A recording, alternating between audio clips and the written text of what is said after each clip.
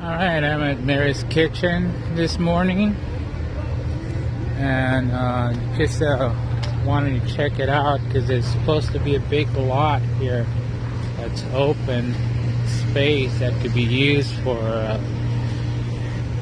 the campground. I don't know what they're using this space for. There's a big lot here. You can see here, it's a big lot.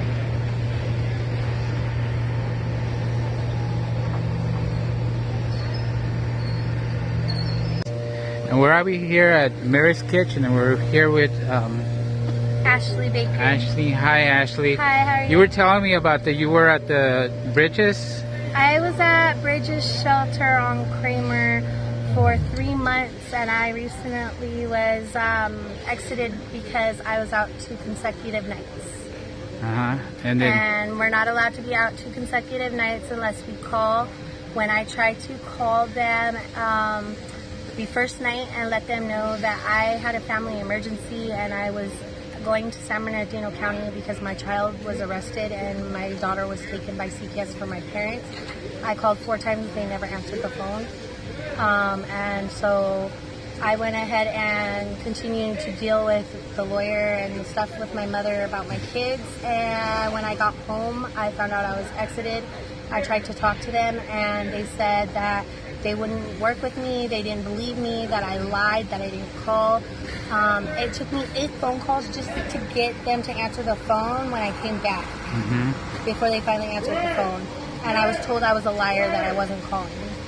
So then they just evicted you, or? They said, because I said, oh, so you guys are kicking me out, and they said, no, it's not considered kicking you out, we are exiting you. And I said, but isn't that the same as kicking me out? They said, Ashley, no, it's being exited, and they said I had 30 days to come and get my belongings. Wow. And tell me more about Bridges. Is it usually packed in there, or? Bridges, there are too many people. Bridges has over people in it and not enough staff at all.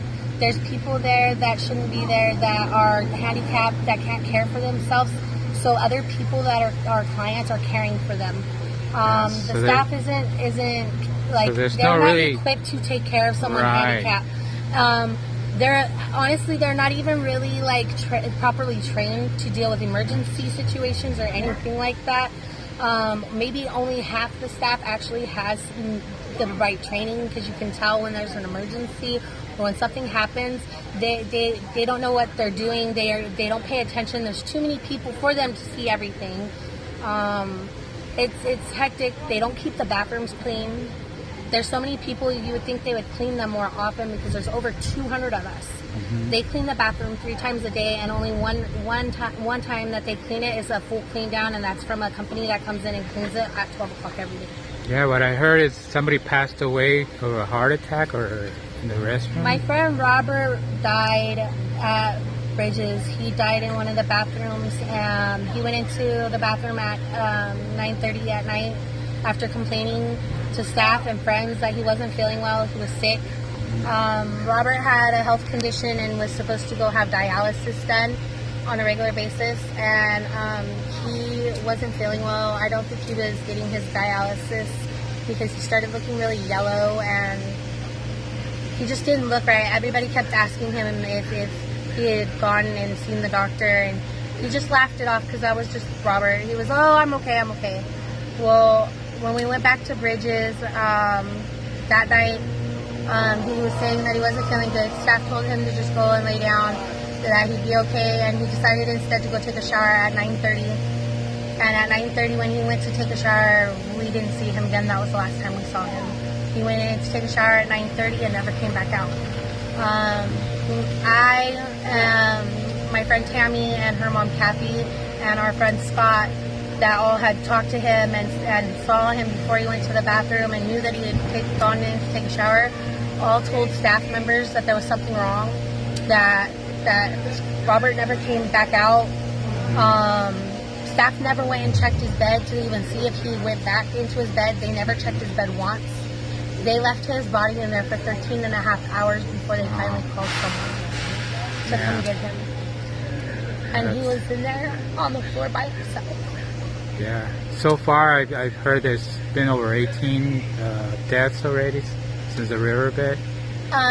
When Robert passed away, just in that week that Robert passed away, there were 5 people that I know that passed away, and I've only been out here a year, and we're dropping like flies. It's scary. Yeah, It's like we were taken off the riverbed, and now we're all dying.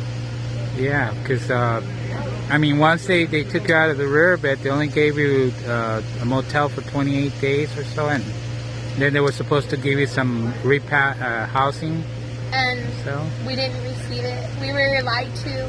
I got lied to about where they were taking me. CityNet told me they were taking me to a housing program. They showed me pictures of a facility that wasn't even the facility that they took me to. They were pictures of a different facility. I ended up at Bridges. They said it was a housing program. It's not just a housing program. It is a shelter.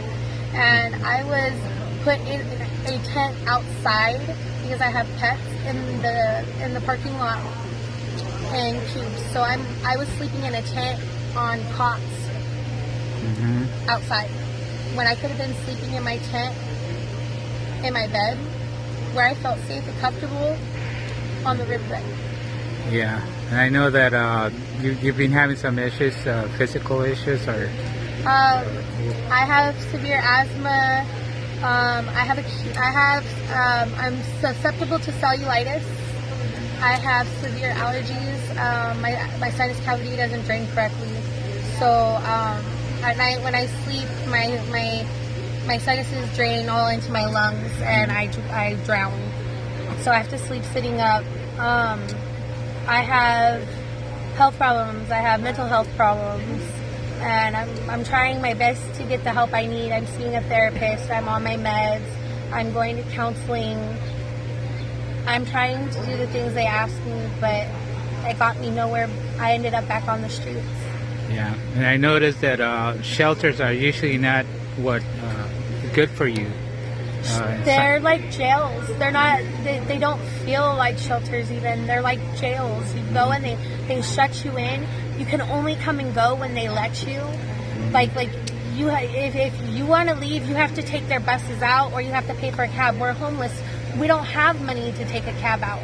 So if you don't catch that morning shuttle and they're all full by the time you get there, it doesn't matter if the last sign in is at 9 o'clock, right?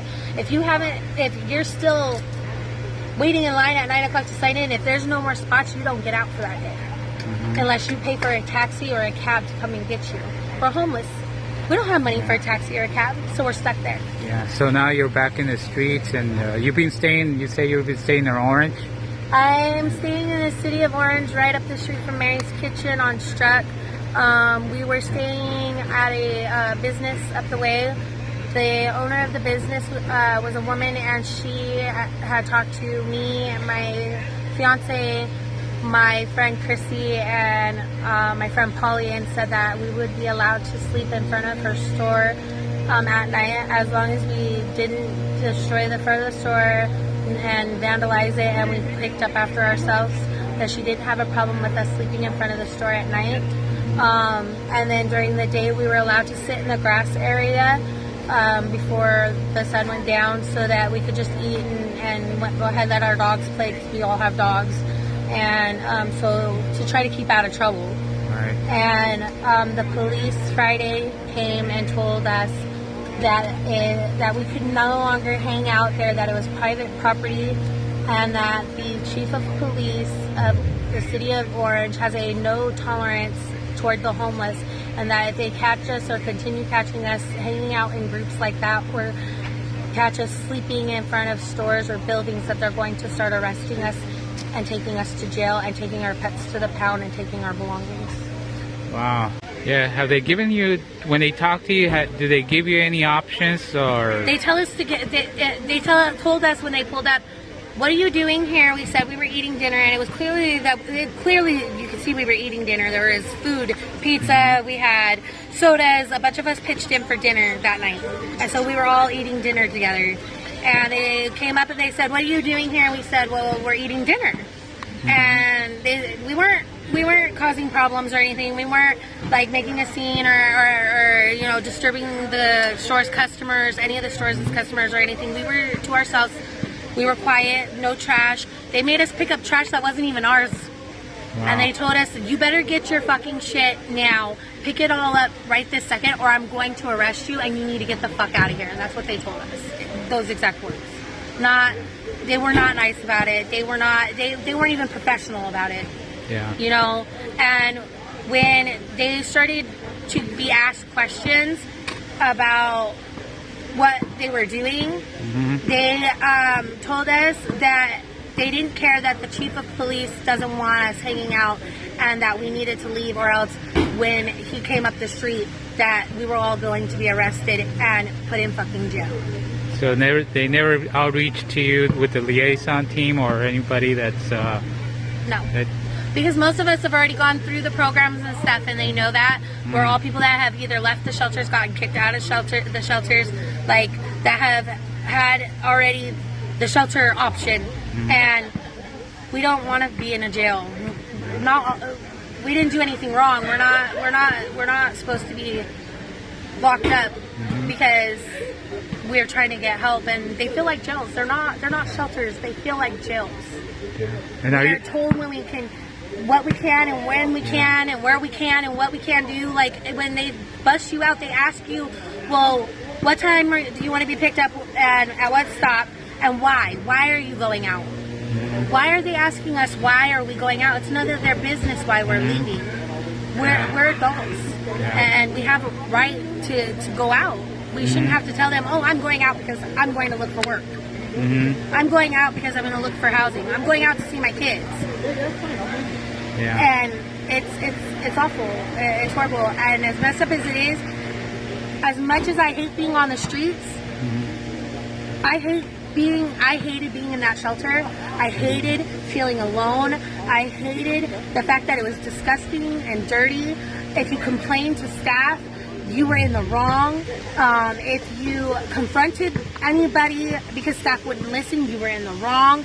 Anything they could do to mess with you, pick on you, and they have favoritism. They favorite certain people, and they get away with things where other people don't, and they'll be kicked out right away. Wow. Like they pick and choose who stays and who goes.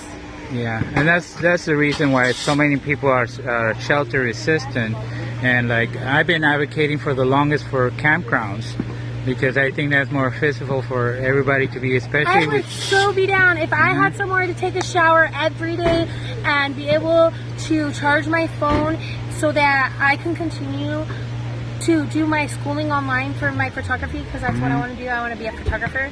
Then I would go for it. Like, okay, I have a roof over my head, somewhere to sunmill, and I have somewhere to take a shower. I don't care what it is that I'm living in. I can live in a box. As long as I have somewhere safe where I can charge my phone, I can do my schoolwork, and I could grow. I just want somewhere to grow. Yeah, I need a stepping stone to grow.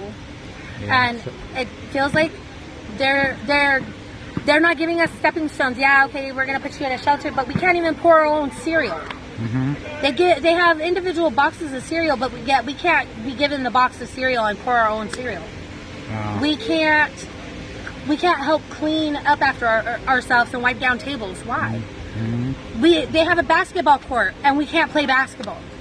Wow. They have a rec room but aren't using it. They have a computer lab that they've just built in the new building. We have no access to it. Wow. So what do you guys do? You know what we do all day? We sit around and we either watch TV or we sleep. 90% of the people that are there sleep. That's all they do because there's nothing else to do. Yeah. If you look for work, they make it dang near impossible because they won't fluctuate their hours for their shuttle in and out. If you get a job at night and you don't get off until 1 o'clock, they won't accommodate you to get back in. You have to pay for a cab. You can't walk in or else they write you up. So then how do you get back in? If they won't come get you, you can't afford to get a cab because you just started and you can't walk in. Kind of stuck in this. Well, how is that? circle. How are you guys helping us? Yeah. How are we supposed to grow if you guys are making it impossible for us to grow? I want to grow. I'm trying. I'm homeless and I'm still going through school. Yeah. You know, because I figure I have to do something. I have to start somewhere, and I tried doing it their way, and it didn't work. So I'm gonna keep doing it. Be happy with just a box. Okay, you give me a box, I'll be happy. Where I can go, I can take my dogs, I can go in and I can have my space, and I can, study. I don't have to worry about women yelling at each other for stupid things and wanting to drag you into it, or being told that, hey, you can't go to the bathroom right now because it's closed because we're cleaning it. Like, no, but I have to go to the bathroom now. Okay. I have anxiety really, really bad, and I have issues with claustrophobia, and I can't even go grocery shopping because my anxiety is so bad. I can't do grocery shopping. I can't sit inside Mary's. My fiance goes and gets everything for me because I can't go in